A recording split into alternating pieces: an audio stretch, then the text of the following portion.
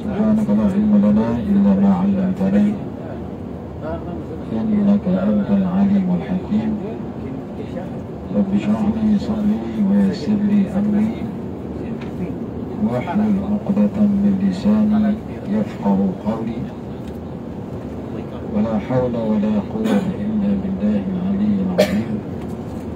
أما بعد,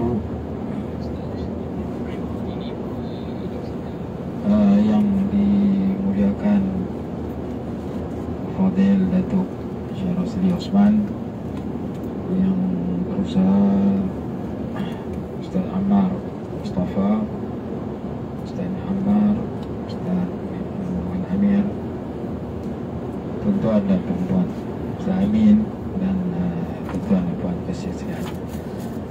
Pagi ini kita mulakan tadi ini dengan membaca salawat tafrijiyah. Allahumma salli salatan kamilatan ba'di.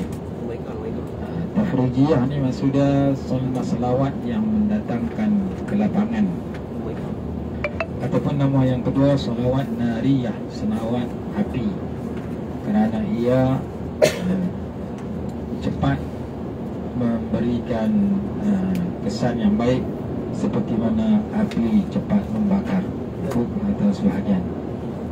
Nama dia selawat tafrijiyah ataupun selawat nariyah.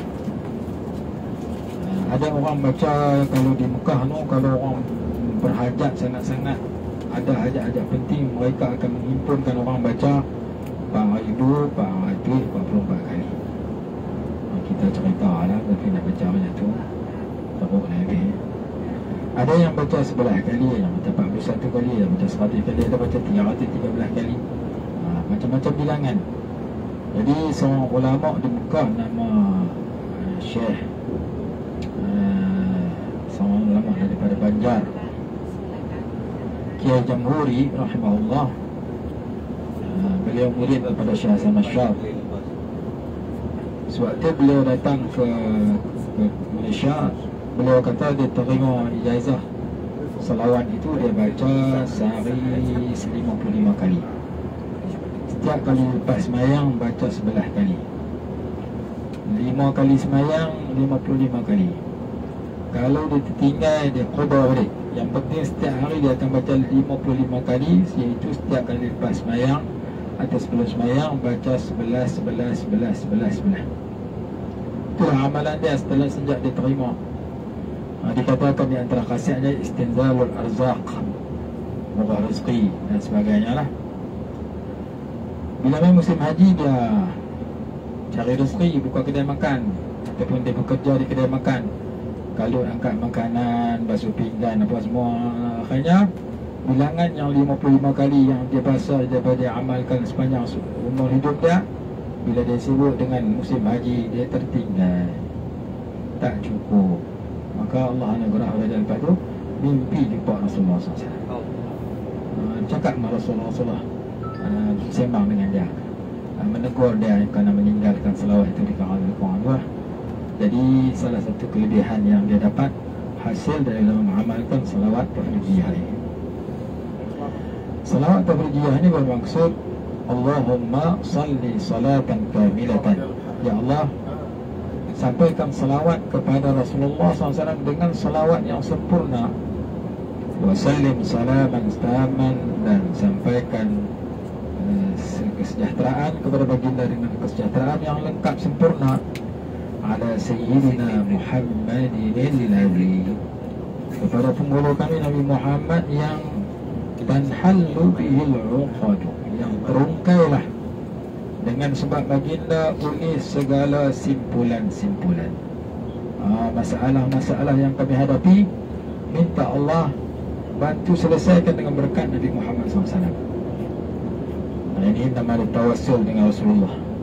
Tanhallu bihi, ay bi barakatihi al-uqad, wa tanfariju bihi al-qurab, dan menjadi lapanglah oleh segala kesusahan, segala penderitaan, segala kesulitan. Kalau kita duduk dalam masalah dalam kehidupan, mudah-mudahan hilang masalah itu berkat baginda. Tanfariju itu nama tafrijiyah, kerana ada perkataan tanfariju. Watanfariju dan terlapanglah, tersingkaplah ataupun hilanglah bihi dengan sebab baginda al-kurabu, oleh segala kesusahan, penderitaan, kesengsaraan, kesulitan, kesukaran. Al-kurbah, benda-benda yang menyedihkan kita, hilang dengan berkat baginda. Yang ketiga, wa tuqda bihil hawaiju, dan ditunaikan dengan berkat baginda akan segala hajat. Kita ada hajat masing-masing, mudah-mudahan Allah makbulkan hajat kita tertunai dengan berkat baginda. Yang keempat, wa tunalu bihi ar-raghaibu, dan dicapai dengan sebab baginda akan segala keinginan, akan segala kesukaan, kegemaran kita. Apa kita nak, mudah-mudahan kita tercapai dengan berkat baginda. Wa husnul khawatim, boleh baca dua-dua. Ada baca dengan ya, husnul khawatim. Ada baca husnul khawatim. Macam miftah, ada baca mafatih. Misbah, masabih. Husnul khawatim.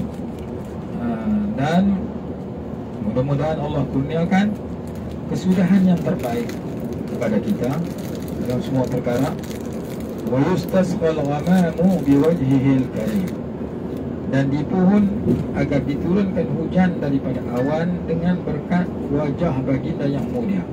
Ini syair dalam sirah Ibn Hisham, bagaimana Abu Talib ketika kemarau ambil Rasulullah SAW masa itu ketika kecil, belum jadi Rasul lagi, masih kanak-kanak, dikembangkan, disandakkan badan Rasulullah belakang Rasulullah ke Kaabah sambil didoakan agar turun hujan. Maka ketika itu juga turun hujan. Maka daripada kisah itu dibuat kenyataan yang berbunyi wa istasqal ghamamu biwajhihil karim. Begitu juga ketika kemarau, cerita salat istisqa, Nabi SAW doa atas mimbar, terus ada hujan. Kemudian hujan tak berhenti, Rasulullah doa atas mimbar, terus hujan berhenti, berkat Nabi SAW juga. Maka turunnya hujan daripada awan disebabkan keberkatan baginda. Wa ala alihi wa sahbihi wa sallim, dan kepada keluarga baginda dan para sahabat baginda, dan kurniakan kesejahteraan kepada mereka semua fi kulli lamhatin wa nafasin, pada setiap kali kerlipan mata dan setiap kali nafas orang yang bernafas. Ada dana wasi'ahu Allah itu pun biqadari kulli ma'lumin lak, mengikut kadar yang engkau ketahui. Ada kata sekat kerja, ada kata ya hayyu ya qayyum, disambung pada penutupnya. Inilah salah satu selawat yang terkenal, yang tersebar, yang dibaca beberapa kali oleh mereka yang ingin agar hajatnya tercapai, agar hilang duka cita yang dihadapinya dan macam-macam masalah. Mudah-mudahan termakbul berkat selawat tarjiyah. Jadi ini satu selawat yang amat baik dan terkenal, diamalkan oleh para ulama dan salihin. Kemudian kemarin hari pertama kita pergi ke Imam Jazuli, kita singgah di Zawiyah An-Nasiriyah, Ad-Dir'iyah kan. Di situ ada satu Zawiyah itu, Imam Nasiriyah itu, Ad-Dir'i itu, dia ada satu qasidah, satu qasidah yang disebut Tawassul Imam Ibn Nasir Ad-Dir'i, yang juga terkenal.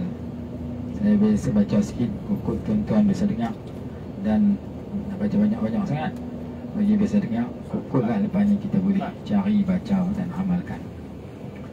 Yang berbunyi, ya man ila rahmatihil mafarru wa man ilaihim yalja'ul muqtarru, wa ya qaribal afi ya maulahu, wa ya mujib kulli man da'ahu, bika istaghasna ya mughithan du'afa, fa hasbuna ya rabbi anta wa kafa. Sampai habis. Ya man ila rahmatihil mafarru, wahai Allah yang merupakan hanya kepada rahmatnya kita berlari. Kita lari menuju kepada rahmatnya, yakni kita mendekatkan diri kepadanya. Allah berfirman, fafirru ilallah, berlarilah kamu kepada Allah Ta'ala. Allah berfirman, wasari'u ila maghfiratin min rabbikum, segeralah kamu kepada mencari kerahmatan, keampunan dari Tuhan kamu. Wahai Allah yang kita dituntut untuk segera lari menuju kepada rahmat kasih sayangnya. Wa man ilaihi yalja'ul muqtarru, wahai Allah yang hanya kepadanya berlindung oleh orang yang berada dalam kesusahan. Orang duduk dalam kesusahan, tidak ada tempat kita mohon perlindungan dan pertolongan melainkan hanya Allah SWT. Wa ya qaribal afwi ya maulahu, ya Allah yang dekat dalam memberikan keampunan, kemaafan. Wahai Allah Tuhan kepada kita, pelindung, penolong kita.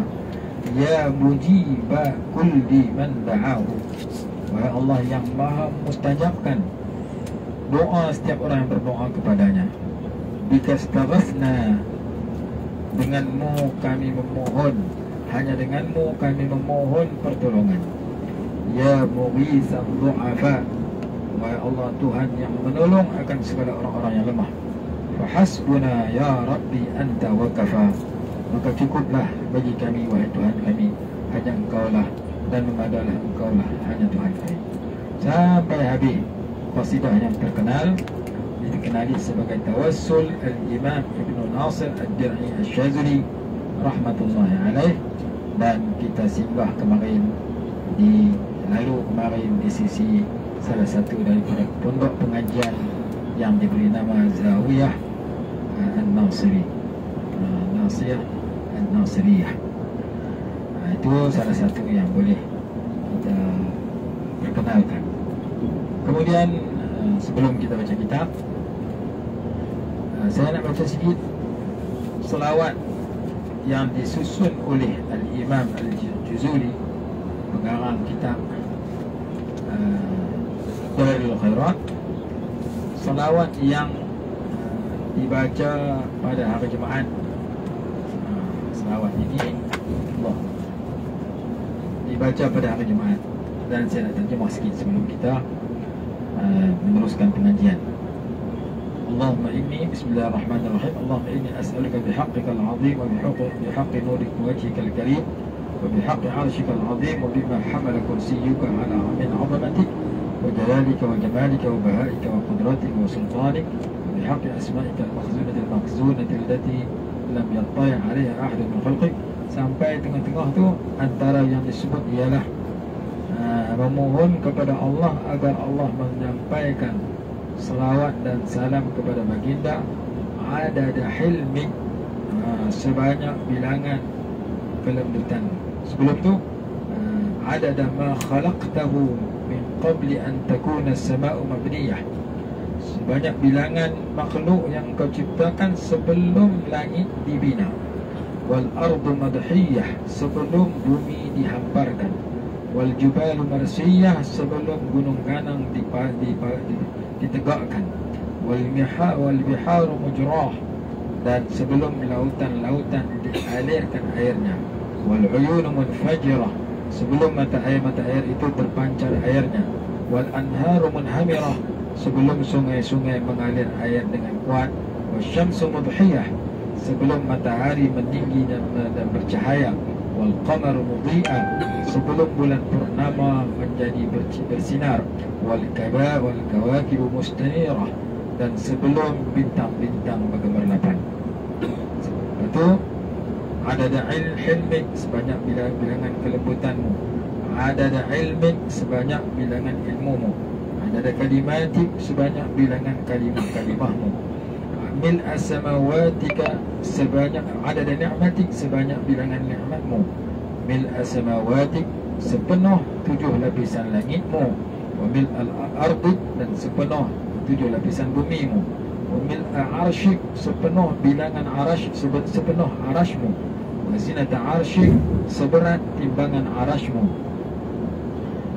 Adada ma jara bihi al-qalam fi ummil kitab, sebanyak bilangan bergeraknya pen yang menulis di ummil kitab. Adada ma khalaqta, sebanyak bilangan ciptaanmu.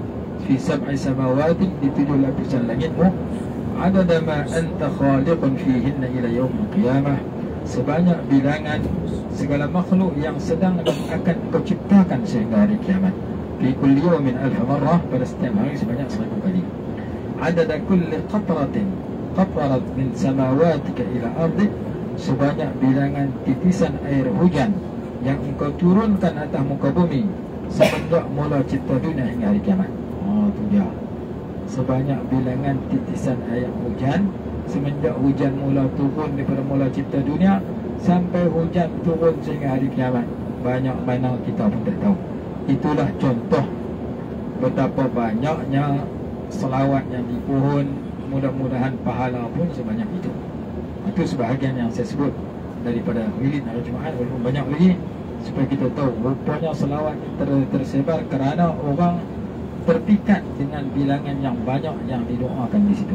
Orang tanya, apa tahu mana perkataan sedemikian? Daripada hadis, subhanallah wa bihamdihi adada khalqihi wa ridha nafsihi wa zinata arshihi wa bidara kalimati. Disebut dalam zikir itu adada khalqi, sebanyak bilangan makhluk Allah Ta'ala. Maka ditiru doa tersebut, dibuat seperti contoh yang saya berikan tadi. Maka selawat Dalailul Khairat ni kalau kita baca, kita tahu makna, kita menghayati makna dia, kita rasakan antara selawat yang amat hebat di sudut permohonan kepada Allah SWT, sehingga ia menjadi selawat yang tersebar di seluruh dunia. Baik, kita sambung sikit pengajian kita. Yang penting kita khatam. Bagaimanapun kita kena khatam sebelum balik, insyaAllah. Muka surat 49. Adalah muka surat 51. Muka surat 51, hadis yang ke-8. Gunung-gunung dosa dihapuskan dan ditukarkan menjadi gunung-gunung pahala. Pahala banyak macam gunung, Allah tukar, hapuskan, tukar jadi dosa.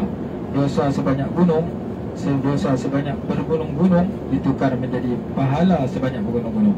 Iaitu orang yang mengisi baki hidupnya dengan 3 perkara. Yang pertama, meningkatkan iman. Yang pertama, bertaubat, rajin bertaubat. Yang kedua, suka meningkatkan iman. Kita mengaji, kita beramal supaya iman kita semakin tebal, semakin kuat. Yang ketiga, melakukan amal yang soleh. Apabila kita mengisi hidup kita dan umur kita yang berbaki dengan 3 perkara tersebut, dosa sebelum ini banyak mana pun Allah tukar dan ganti menjadi pahala sebanyak itu. Walaupun dosa kita seumpama bergunung-gunung yang besar, Allah akan tukar menjadi pahala-pahala yang besar. Dalilnya ayat di dalam suratul Furqan, ayat 70, muka surat 52 atas sekali. Illa man taba wa amana wa amila amalan salihan, kecuali orang-orang yang bertaubat. Nombor 1, rajin beristighfar dan bertaubat. Nombor 2, wa amana, rajin beriman, yakni menambah dan meningkatkan iman. Cara nak meningkatkan iman ialah rajin buat taat. Al-imanu yazidu bil ta'ah wa yanqusu bil ma'siyah. Iman itu bertambah bila kita rajin buat perkara ketaatan. Iman itu berkurang apabila seorang itu buat dosa maksiat. Jauhi dosa, rajin buat baik, maka iman kita semakin tebal, semakin bertambah. Dan yang ketiga, wa amila amalan salihan, serta mengerjakan amal yang baik. Fa ulaika yubaddilullahu sayyi'atihim hasanat, maka orang-orang itu Allah gantikan akan dosa-dosa mereka kepada pahala-pahala. Wa kana Allahu ghafurur rahima, dan Allah itu Maha Pengampun lagi Maha Penyayang. Itu ayat 70 surah Al-Furqan. Dan dalam kitab Mukhtasar Minhajul Qasidin akhir, itu juga sebagai kitab yang lain, dikatakan bahawa ayat di akhir surah Al-Furqan ini merupakan sifat-sifat orang-orang yang dekat dengan Allah, sifat-sifat para wali Allah, sifat-sifat para ahli sufi yang hebat. Bermula daripada firman Allah yang berbunyi, wa ibadur rahmanil ladina yamshuna 'alal ardi hauna wa idza khatabahumul jahiluna qalu salama wa alladzina yabituna lirabbihim sujadan wa qiyamah, sampai penutup surah Al-Furqan. Ada berbelah-belah sifat orang yang dekat dengan Allah di situ. Bermula dengan merendah diri, diiringi dengan membalas kepada orang-orang yang tidak bersopan dengan pembalasan yang baik, mengeluarkan hujah dan kata-kata yang menyelamatkan. Dan yang ketiga, mengisi malam mereka dengan qiyamul lail. Akhlak ketika pada diri sendiri, akhlak ketika berhadapan dengan orang ramai, akhlak dengan Allah Subhanahu wa taala. Kerana akhlak pada diri sendiri, alladzina yamshuna 'ala al-ardi hauna, berjalan dalam keadaan merendah diri. Dalam kitab Dalil Falihin dikatakan bahawa at-tawadhu an takhruja min baitika wa tadhunna kull man laqitahu minal muslimina khairan afdala minka. Merendah diri itu apabila kamu keluar daripada katil tempat kamu tidur, kamu bertemu sesiapa di kalangan orang Islam, lalu kamu berbaik sangka bahawa orang Islam itu lebih baik daripadamu, lebih mulia, lebih tinggi darjat sisi Allah daripadamu, maka kamu adalah orang yang merendah diri. Jadi merendah diri sifat pertama yang menjadikan seorang itu dekat dengan Allah, menjadikan seorang itu ibadur rahman. Itu akhlak pada diri sendiri. Sehingga Nabi SAW berdoa, Allahumma ja'alni saghiran fi aini kabiran fi a'yunin nas. Dalam kitab Tuhfatul Zakirin ada doa tersebut, ya Allah, jadikan aku kecil pada pandanganku, besar pada pandangan orang ramai. Kalau jadi sebaliknya, kita merasa kita hebat, orang ramai pandang kita hina, jahannam, rosak. Maka Rasulullah ajak kita kena merasakan diri kita lekeh berbanding dengan orang lain, merasakan diri kita kurang berbanding dengan orang yang lebih mulia. Dan kata ulama, bila kita mengaji, awal-awal mengaji, kita akan belagak meninggi diri kerana kita ada ilmu lebih daripada orang tak ada ilmu. Kita mengaji sikit lagi, kita rasa rendah diri. Kita mengaji lagi, kita berasa kita tak tahu apa. Kita berasa kita tahu itu pun pinjaman yang Allah bagi. Maka itulah sifat al-muqarrabi, sifat orang dekat dengan Allah. Kerana malaikat kata, subhanaka la ilma lana illa ma 'allamtana. Maha suci engkau, kami tak ada ilmu langsung, melainkan yang ada tu engkau yang bagi kepada kami. Itu malaikat dekat dengan Allah. Kerana malaikat sampai maqam tabarri minal hawli wal quwwah, sampai maqam kata tak ada apa, yang ada tu hak Allah. Begitu juga Nabi Yusuf AS yang boleh takwil mimpi. Nabi Yusuf kata, dhalikuma mimma 'allamani rabbi. Ni ilmu Allah bagi aku, bukan aku. Boleh tafsir mimpi, boleh tahu perkara akan datang, perkara itu hak Allah, bukan hak aku. Dan Nabi Khidir, Allah Ta'ala sebut, wa 'allamnahu min ladunna 'ilma. Nabi Khidir dapat ilmu luar biasa, Allah bagi ke dia. Begitu juga dalam ayat lain, wattaqullaha wa yu'allimukumullah. Allah bertakwa, Allah bagi ilmu pada dia. Jadi berbeza dengan musuh Allah, dia merasa kehebatan dia tu hak dia. Qarun dia jadi kaya, dia kata, dzaliku innama utituhu ala ilmin min indi. Aku dapat ilmu harta banyak. Dia mesti aku ada ilmu, aku pandai cari. Dia berasa dia kaya pasal pandai dia tak sanak Allah yang bagi kaya. Sedangkan kekasih-kekasih Allah yang dapat kehebatan, mereka memandang bahawa mereka tak ada apa, yang ada kehebatan itu milik Allah SWT. Sebagaimana Nabi Sulaiman yang berkata alaihissalatu wassalam, dia kata, hadha min fadli rabbi liyabluwani ashkuru am akfur. Ini sebahagian daripada limpah kurnia Tuhan aku kepada aku untuk menguji aku sama ada nak menjadi orang yang bersyukur atau kufur. Nabi kita SAW indahu ilmul awwalin wal akhirin, memiliki ilmu orang terdahulu terkemudian, sebelum ada dunia sampai selepas kiamat. Rasulullah tahu semua. Baginda pun memohon kepada Allah agar Allah tambah ilmu. Wa qur rabbi zidni ilma. Baginda berdoa, ya Allah, ya Tuhan, tambahkan kepadaku ilmu. Maka kita dapati bahawa orang yang mengaji sampai tinggi darjat mereka sampai kepada peringkat wa iyyaka nasta'in. Iyyaka na'budu syari'an wa iyyaka nasta'in hakikat. Iyyaka na'budu, kami menyembah engkau, wa iyyaka nasta'in, kami hanya mohon pertolongan kepada engkau. Kami tak boleh buat apa yang kami nak buat yang baik, kami tak boleh elak daripada yang jahat, melainkan hanya dengan pertolongan daripada Allah, sesuai dengan wirid yang berbunyi la haula wala quwwata illa billahil aliyyil azim. Ay la haula an ma'siyatillah wala quwwata ala ta'atillah illa bima'unatillah subhanahu wa ta'ala. tidak ada daya untuk mengelak daripada segala maksiat, tidak ada kekuatan, kemampuan untuk melakukan segala taat, melainkan hanya dengan pertolongan Allah. Itulah yang diajar oleh Imam Abdul Abbas As-Sabti rahimahullah, yang menyebabkan beliau tinggi yang kita baca, yang kita ziarah kubur beliau di Marrakesh kemarin.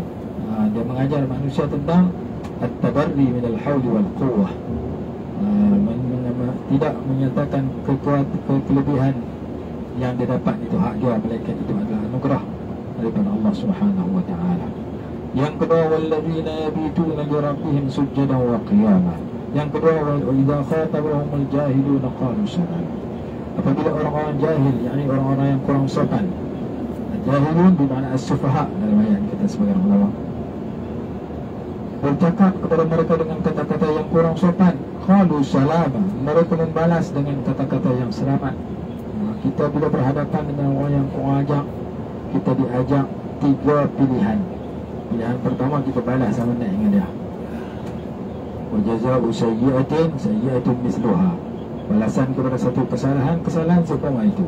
Faman i'tada 'alaikum fa'tadu 'alaihi bimithli ma i'tada 'alaikum. Siapa yang melampau kepada kamu, kau balas balik. Itu peringkat private, peringkat yang paling rendah. Dia katakan kita sepatah, kita kata kita sepatah. Dia kata ha macam kerah, dia kata ha macam beruk. Seorang sepatah. Yang dia kata kita ha macam kerah, ha macam beruk, buaya dia 3 kita balas dia. Itu kurang bagus, sebab balas lebih. Jadi Allah Ta'ala sebut dalam Quran, balasan kepada satu kesalahan dengan satu kesalahan.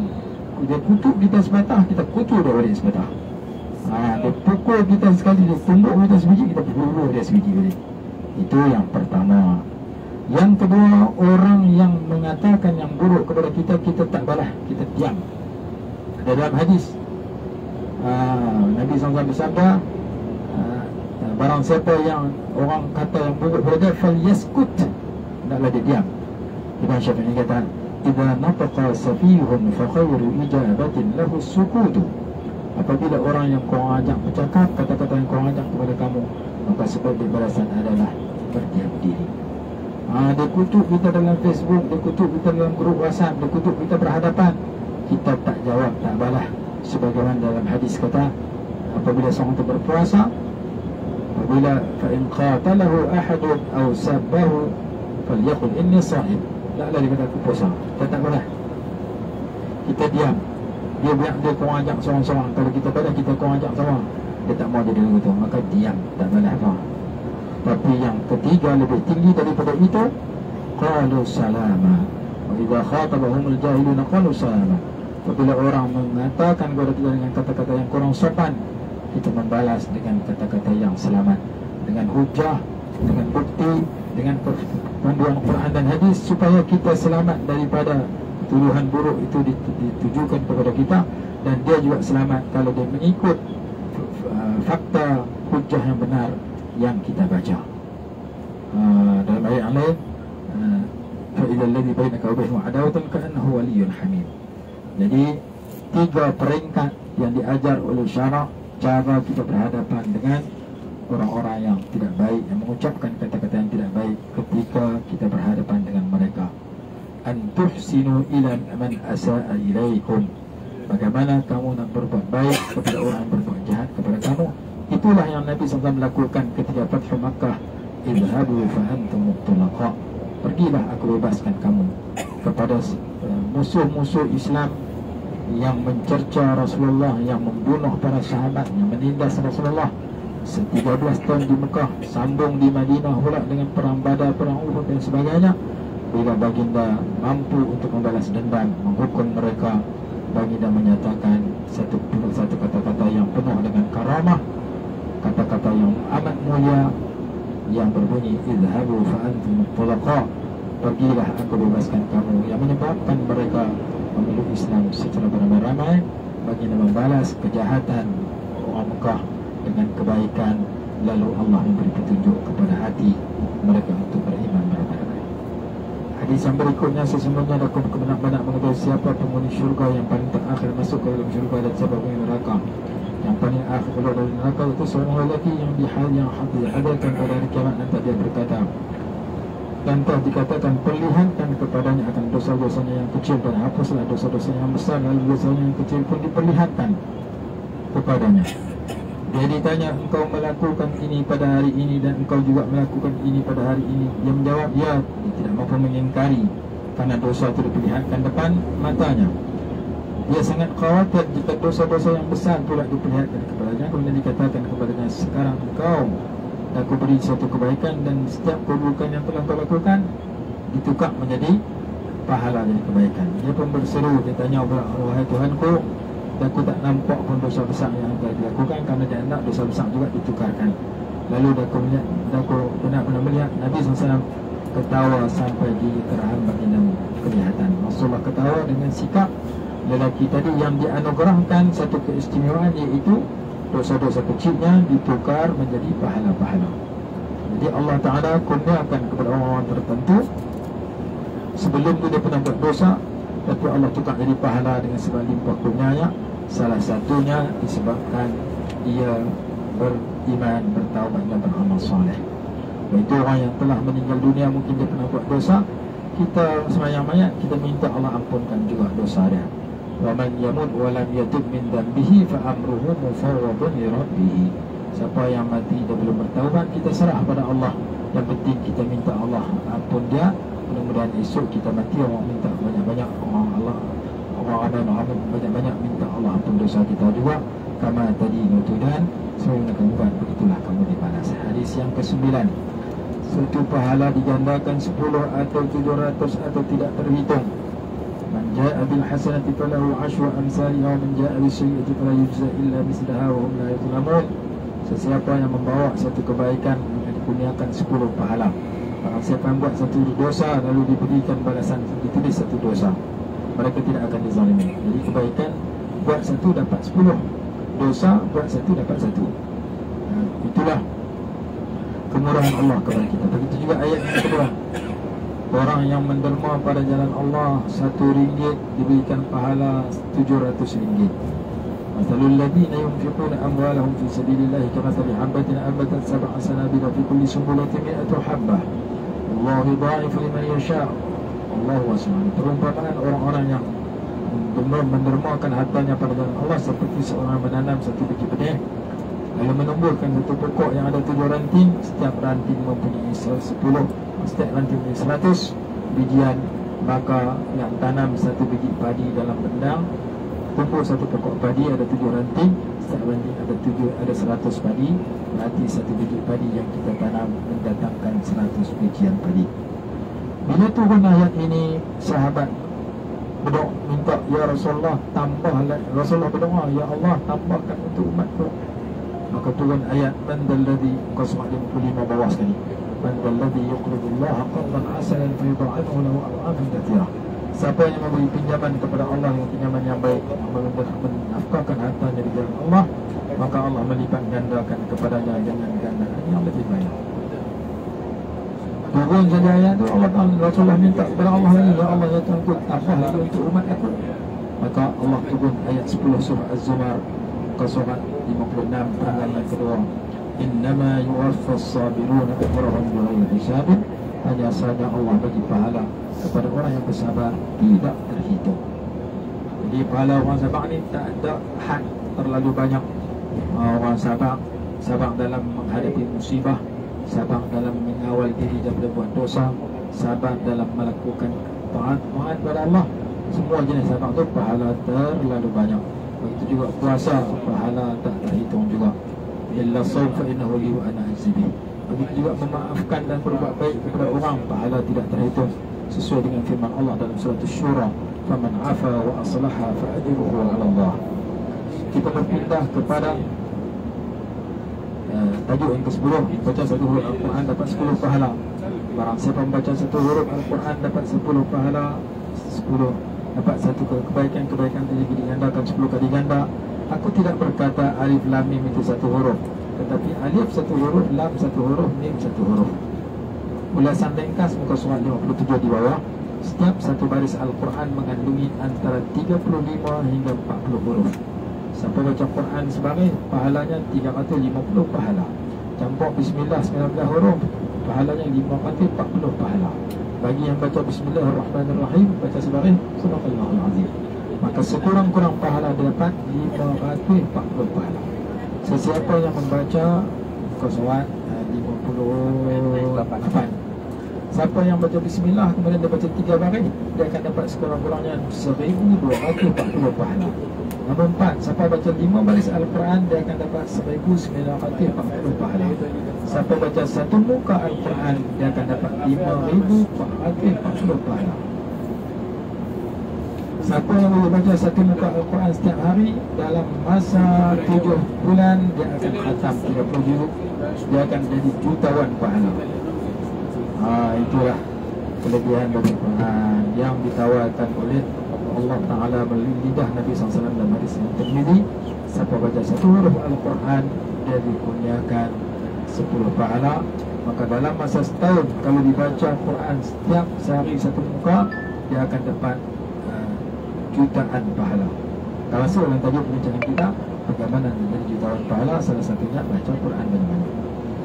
Tajuk yang sebelum akhir, yang ke-11, surah Al-Ikhlas, menyamai sepertiga Al-Quran. Nabi SAW bertanya, apakah lemah daripada kalangan kamu tidak mampu untuk baca sepertiga Al-Quran dalam satu malam? Mereka menjawab, siapa yang mampu di kalangan kami, wahai Rasulullah? Rasulullah sabda, bacalah Qul huwallahu ahad Allahus samad. Ia menyamai sepertiga Al-Quran. Kalau orang yang baca Bismillah 3 kali, seumpama dia khatam Quran 30 juzuk. Itu salah satu tafsiran. Walaupun ada tafsiran yang lain, secara ringkasnya Qul huwallahu ni pun tidaknya begitu besar. Ada tafsiran kata Quran ini himpunan daripada hukum hakam 1, berita-berita 2, tauhid yang ketiga, akhbarun, ahkamun wa akhbarun wa tauhidun. Maka baca Qul huwallahu seperti baca sepertiga karena diisi dengan ilmu tauhid yang diisahkan Allah Ta'ala. Tajuk yang akhir, yang ke-12, ganjaran pahala sebanyak bilangan orang beriman. Man istaghfara lil mu'minina wal mu'minati kataballahu lahu bikulli mu'minin wa mu'minatin hasanatan. Barang siapa yang memohon keampunan kepada seluruh orang beriman lelaki dan perempuan, nescaya Allah Ta'ala memberikan pahala kepadanya sebanyak bilangan orang beriman itu. Jadi kita baca doa Allahumma ighfir lana sampai habis. Ujungnya kita baca walil mu'minin walil muslimin wal muslimat wal mu'minin wal mu'minat al ahya'i minhum wal amwat.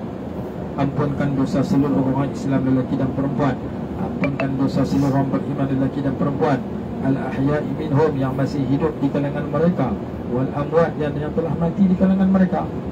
Orang yang dah mati sejak zaman Nabi Adam sampai hari ini, kita doa keampunan untuk mereka. Orang yang masih hidup sekarang seluruh dunia, kita doakan keampunan kepada mereka. Maka Allah bagi pahala sebanyak bilangan seluruh orang beriman yang telah mati dan yang masih hidup. Hanya ringkasnya pahala permohonan dia. Astaghfirullahumma ighfir lil mu'minin wal mu'minat.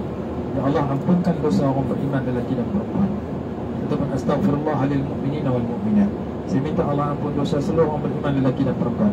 Ataupun yang panjang sikit, Allahumma ighfir lana dzunubana wa li walidina warhamhum kama rabbawna shighara, li masyayikhina wal ikhwani wal mu'allimina wa li ahlina, waj'alna li jami'il muslimin wal muslimat wal mu'minin wal mu'minat al ahya'i minhum wal amwat. Ataupun kita mengaminkan doa dalam khutbah Jumaat yang kedua. Betul, baca Allahumma ighfir lil muslimin wal muslimat wal mu'minin wal mu'minat al ahya'i minhum wal amwat. Kita beramin, maka kita dapat pahala sebanyak bilangan orang beriman seluruh dunia yang masih hidup yang telah mati. Maka amalkan doa keampunan ini supaya kita dapat pahala sebanyak-banyaknya. Muka surat 62, seorang mukmin lebih mulia daripada Kaabah. Tajuk ketiga, Nabi SAW diperintah untuk mohon keampunan kepada mukmin-mukminat, iaitu fa'lam annahu la ilaha illallah wastaghfir li dhanbika wa lil mu'minina wal mu'minat, ayat 19 surah Muhammad. Yang keempat, malaikat juga berdoa dan istighfar untuk kaum mukmin mukminat. Surat 63, nombor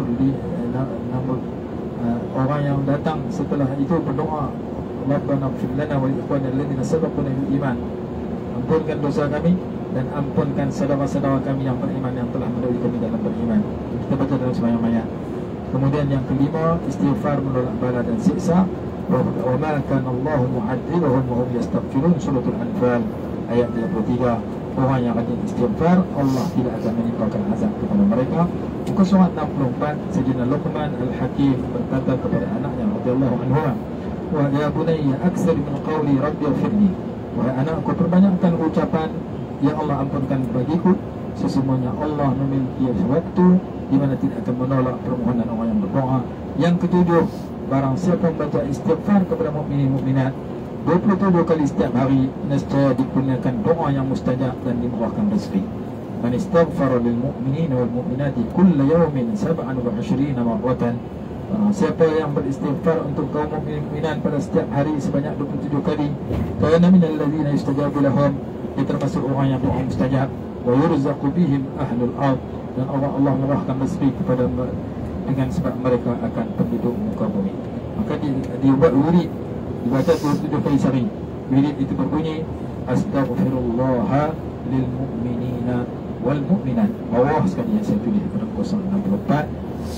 Dan kumohon keampunan kepada Allah agar Allah memulihkan keampunan kepada seluruh orang yang beriman, lelaki dan perempuan. Siapa baca sehari 27 kali, Allah kurniakan bawah rezeki, Allah mustajabkan doa dia, dan Allah kurniakan pahala sebanyak seluruh orang yang beriman, lelaki dan perempuan.